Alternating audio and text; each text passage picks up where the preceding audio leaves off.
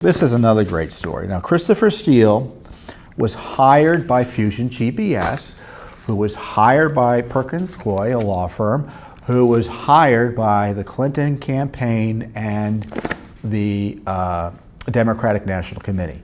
So the Clinton campaign used the law firm as a cutout to hire Fusion GPS, who hired Christopher Steele, who was a former spy for the United Kingdom. Now, Steele is an anti-Trumper, and he created the Dossier. He was the author, well, the alleged author of the Dossier. He put a lot of it together. There's reason to believe there are others in the Clinton world involved, like Sidney Blumenthal. Look up his name. You'll see he's someone who shouldn't have been anywhere near the Justice Department and FBI. But Christopher Steele used sources from abroad, including in Russia intelligence sources, to basically launder dirt about Donald Trump into the Clinton, well, it was the Clinton DOJ, wasn't it? But the Obama-run Justice Department and the FBI. And they knew it was dirt. I don't mean dirt in the sense it was true. I mean dirt in the sense it was false. And as James Comey said, salacious and unverified information. And they used that dossier information created by Christopher Steele to as a central theme of these FISA warrants that I told you we found, or we were able to uncover. First time FISA warrants have ever been released publicly. They're heavily redacted, but they show the Clinton DNC dossier was central. They wouldn't have had these warrants but for the dossier. And in these warrants, they reference the dossier, they reference articles about the dossier, they reference State Department documents about the dossier, they reference congressional concerns about the dossier, while all pretending all of those are separate issues. They don't have anything to do with the one dossier. Talk about misleading and lying to the courts. And the key source, as they point out in this document, is source number one, and that's Christopher Steele. So we're very interested in the relationship the FBI had with Christopher Steele. And Christopher Steele was alleged to have been paid by the FBI. Even the FBI acknowledges they had to drop him as a source, even because he was leaking to the media. Of course, that's what he was kind of hired to do by the Clinton gang. And but of course, the DOJ tried to use him, kept on using him as a source on the sly through Bruce Orr, who was number 4 at the Justice Department, whose wife worked for Fusion GPS, who was paying Steele as well. So we asked for documents about payments to Christopher Steele. We asked for documents about, let me see exactly what we asked for here, so I can tell you. Records of communications with the FBI, between the FBI and Steele, the payments to Steele, and other things related to the FBI's communications with Steele.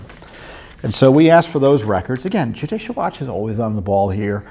We asked for these records back in March of this year.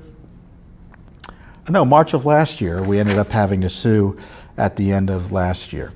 So, because they ignored our request for information. So they finally gave us the documents today, or at least part of the documents. And they are 70 pages. The first page has text. The last page has text.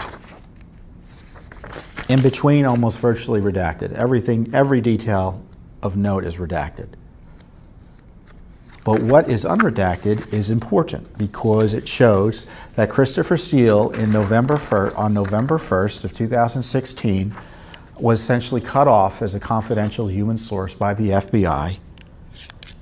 He was deemed not suitable for use. I quote from the language.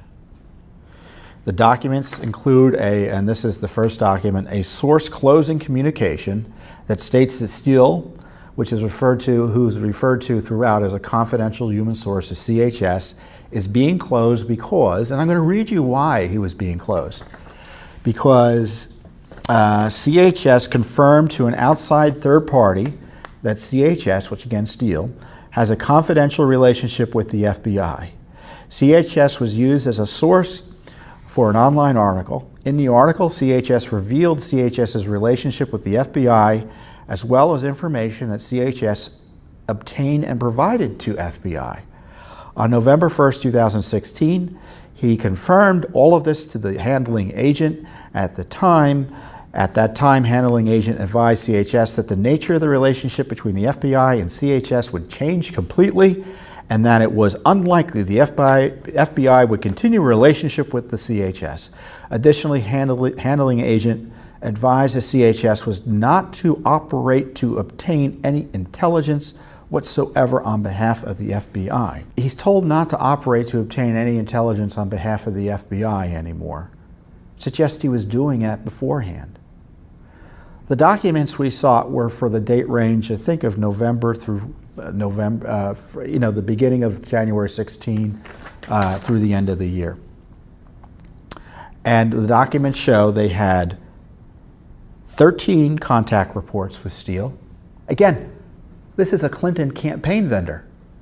So the Clinton campaign and the FBI were in partnership funding Steele. Of course, they knew the Clinton campaign was doing it, so it wasn't like the FBI didn't know Steele was also working for the Clinton campaign. They did. They didn't tell the American people that. They didn't tell the courts that. 15 source reports, which means these were reports created based on information Steele was providing them. 11 payment requests. So he was paid 11 of the 13 times he met with the FBI. These documents, they show the payment request, but no detail. Amounts, nothing. What he was paid for, how much. And also interestingly, the last page, an electronic communication documenting that on February 2nd, 2016, Steele was admonished in accordance with DOJ guidelines and the FBI's confidential human source policy handling manual.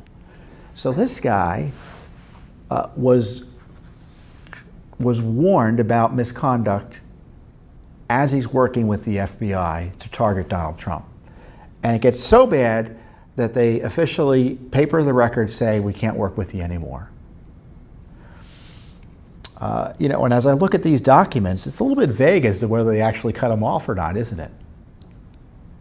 I mean, it says it's the CHS is being closed, but he was told, at least according to the report, that it may be closed. So I think that's curious.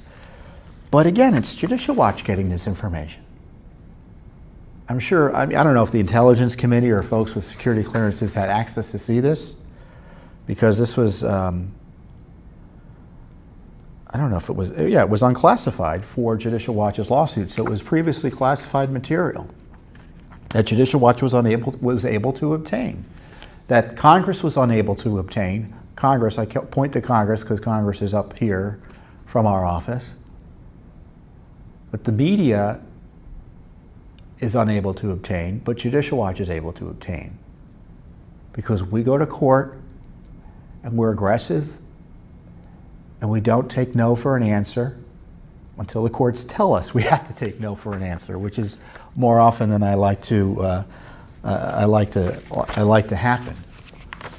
So this guy, this Christopher Steele, who was at the center of these warrants,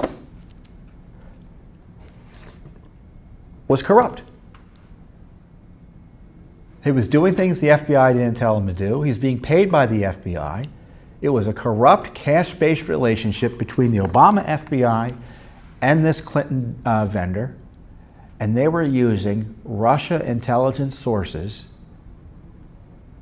to come up with dirt on President Trump. And they used the dossier to try to ambush Trump. I recall that James Comey, you may recall, confronted Trump with the information in January of 2017.